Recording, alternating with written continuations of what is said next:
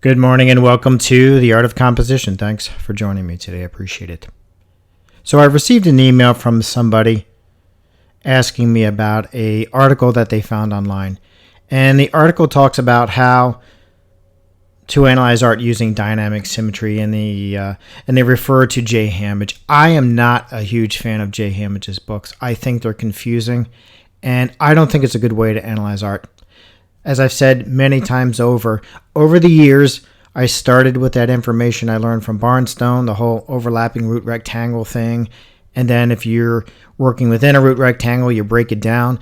But there are so many problems with that method of analyzing art. And this person wanted me to drop the harmonic armature on the same painting to analyze it versus dynamic symmetry.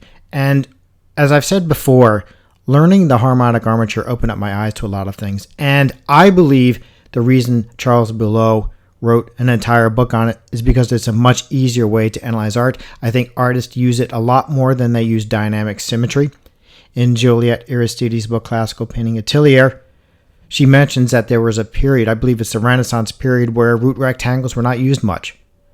So I don't recommend those that want to learn this information to start with dynamic symmetry. There's just not enough written on it to come to the table with any real validation. And when I was looking through the article, I wasn't so much disagreeing with it, but rather the article doesn't show the viewer all of the elements that are coming into play with this painting. So what I've done is I dropped the harmonic armature on the same painting, and I'm going to show some divisions, but also show how the artist can use the diagonal lines in the armature to frame in their elements as well as create divisions using intersecting diagonal lines and so on. So let me drop a few lines and I'll show you what I mean by that. Like I said, wherever you have two or more lines intersect, you can drop a horizontal or vertical line and some diagonal lines as well.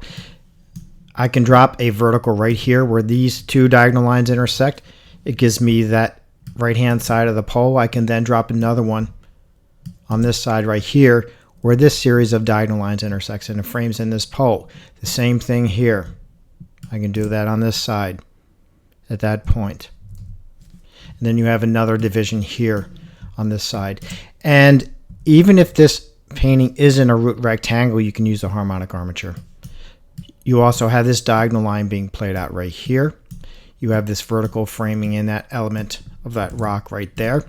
You have this diagonal line coming into play in this angle here. You have this diagonal line being played in the figure. You also have a division right here, a horizontal line where those two lines intersect at that point. You have another horizontal line right here with the figure. You have this vertical and this diagonal line where that intersects. You can drop another horizontal line. Remember, wherever two or more lines intersect, you can drop additional lines. And you have that right there. You also have this diagonal line right here being played out. In the armature, you have this one. At this point, you have this diagonal line right here being played out. You have a division here with that section there. You have a vertical, I believe, right here where that horizontal meets that diagonal line. I believe it's intersecting right there, and it's framing in this side of the figure. So you're framing in your elements. And I show this in some of Thomas Kegler's work as well. The artist can use the harmonic armature to create divisions to frame in the subjects, use the diagonal lines, lay their figures or elements on the diagonal lines. And I showed that in a Thomas Kegler painting on a vase full of flowers.